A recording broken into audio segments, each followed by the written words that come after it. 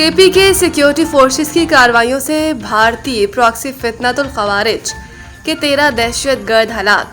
पाक फौज के शोबा तालुकात आमा ISPR के मुताबिक 30 मार्च 2026 को KPK में 2 मुख्तलिफ कार्रवाइयों के दौरान भारतीय प्रॉक्सी फितनतुल खवारिज से ताल्लुक रखने वाले 13 दहशतगर्द हलाक कर दिए गए।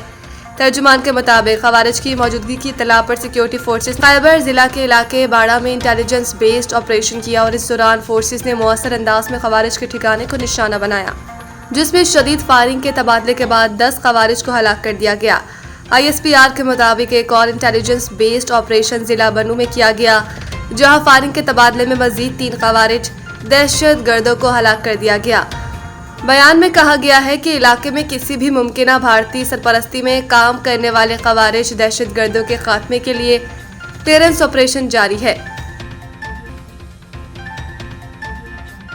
अमरीकी सदर डोनाल्ड ट्रंप का 2 से 3 हफ्तों में ईरान जंग से निकलने का ऐलान। अमरीकी सदर डोनाल्ड ट्रंप ने मीडिया से गुफ्तगू में कहा कि अमरीका 2 से 3 हफ्तों में ईरान जंग से निकल जाएगा। मुमकिना तौर पर इससे पहले डील हो सकती है। जंग खत्म करने के लिए ईरान से डील जरूरी नहीं। अमरीकी अवाम को बताना चाहता हूं कि एक शख्स एटम बम बनाना चाहता था, इसलिए कार्रवाई की। डोनाल्ड ट्रंप ने कहा कि रजीम चेंज मेरा मकसद नहीं था, मेरा मकसद था कि एटम बम ना हो। यूरोपीय ममालिक पर बरहमी का इजहार करते हुए फिर बोले, फ्रांस और कोई दूसरा मुल्क ऑयल गैस चाहता है तो अपना हुर्मत से जाकर ले ले। मेरा ख्याल है कि वो अपना दिफा कर सकेंगे। अमरीकी सदर का कहना है कि अपना हुर्मत में जो कुछ होगा उससे हमारा कोई लेना देना नहीं होगा। चीन जाए और अपने बहरी जहाजों को तेल से भर ले, उन्हें अपनी हिफाजत खुद करना होगी। कोई वजह नहीं है कि हम इनकी हिफाजत करें।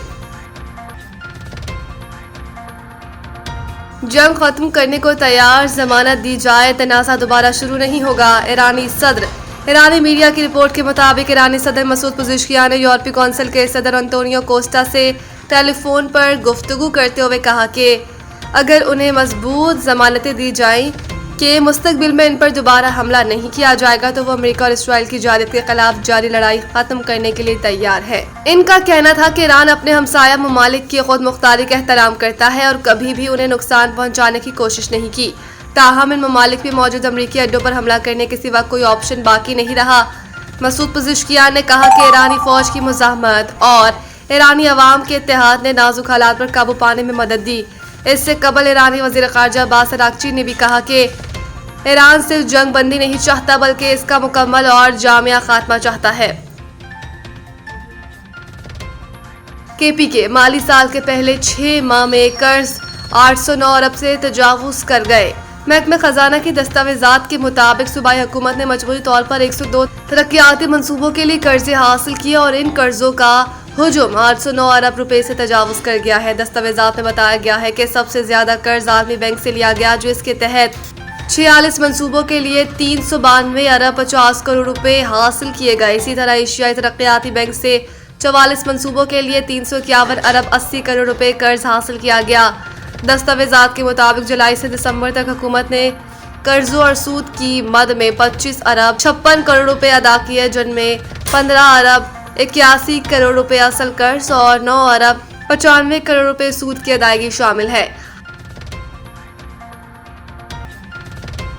IPL छोड़कर PSL क्यों ज्वाइन की? एडम ज़ैम्पा ने भारतीय लीग का भांडा फोड़ दिया। एक मुकामी स्पोर्ट्स प्लेटफॉर्म को दिए गए इंटरव्यू में ऑस्ट्रेलियाई लीग स्पिनर ने कहा कि IPL छोड़ने के हवाले से कहा कि भारतीय क्रिकेट लीग काफी ज्यादा वक्त लेती है और वहां मुझे मेरी महारत के हिसाब से मुआवजा नहीं मिल रहा था, इसलिए उसे खेलते रहना मेरे लिए मुनासिब फैसला नहीं था।